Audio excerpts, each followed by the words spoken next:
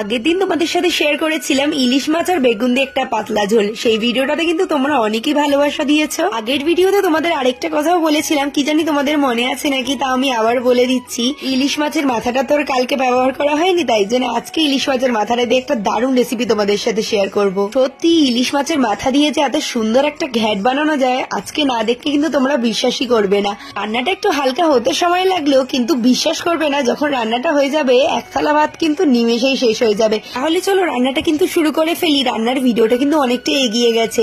প্রথমে কিছুই না গো, ইলিশ মাছের মাথা আর একটুখানি কানকে ছিল, সেটাকে ভালো করে নুন আর হলুদ দিয়ে মাখিয়ে সর্ষের তেলটা ভালো করে টনটনে করে গরম করে ইলিশ মাছের মাথাটা কড়া করে ভেজে নিতে হবে। যে তেলে ইলিশ মাছের মাথাটা ভেজেছিলাম সেই তেলের মধ্যে 5 ফোড়ন আর কাঁচা লঙ্কা ফোড়নে দিয়ে তারপরে দেখো কিছু কিছু সবজি নিয়েছি, যেমন আলু, কুমড়ো, ঝিঙে, চিচিঙ্গে, বরবটি, বেগুন আর টমেটো।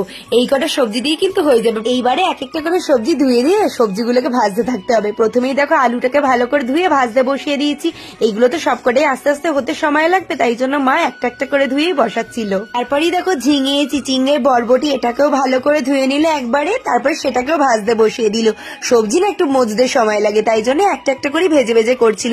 এইটা মায়ের সুবিধার্থে করছিল, তোমরা একবারেও ধুয়ে বসিয়ে দিতে পারো, কোনোই অসুবিধা নেই। তারপরে দেখো একই প্রসেসে বেগুন আর কুমড়োটাকেও ধুয়ে ভাজতে বসিয়ে দিল। এতগুলো সবজি কড়াইতে কি সুন্দর লাগছে না, মনে হচ্ছে যেন কি রঙিন একটা সবজি তৈরি হচ্ছে।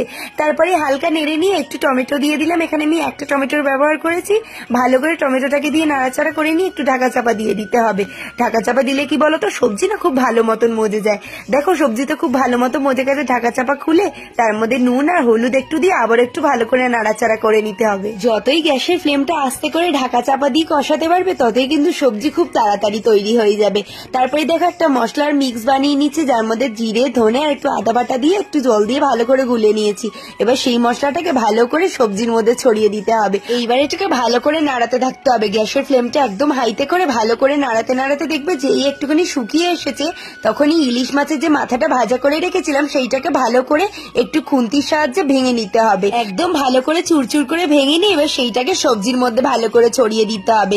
একটুখানি কুচি কুচি মতন করারই চেষ্টা করবে, যাতে ভালো মতন সবজির মধ্যে গিয়ে এপাশ ওপাশ মিলে যায়। মা তো সেরম ভাবে করলো না, আমি আরেকটু বলেছিলাম, কিন্তু মা বললো সবজির মধ্যে গিয়ে মিশে যাবে।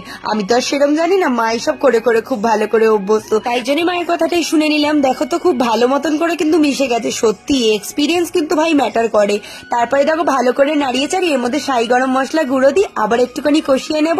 দেখো তো বন্ধুরা ঘ্যাটটা কেমন হয়ে তৈরি হয়েছে, খুব সুন্দর হয়েছে, বিশ্বাস করো। একবার বাড়িতে বানিয়ে দেখো, ইলিশ মাছের মাথা কিন্তু তখন আর ঝোলে খেতে ইচ্ছা করবে না, এরকম ঘ্যাটেই খেতে ইচ্ছা করবে। যাই হোক, তাহলে আজকের রেসিপিটা তাহলে কেমন লাগলো তোমাদের কাছে? যদি ভালো লেগে থাকে এরকম ভাবেই কিন্তু আমাদের পাশে থেকো আর আমাদেরকে সাপোর্ট করো। আজকের জন্য তাহলে এইটুকুনি, আবার দেখা হবে নতুন কোনো ভিডিওর সাথে। আজকের জন্য তাহলে টাটা, সবাই খুবই সুস্থ থেকো।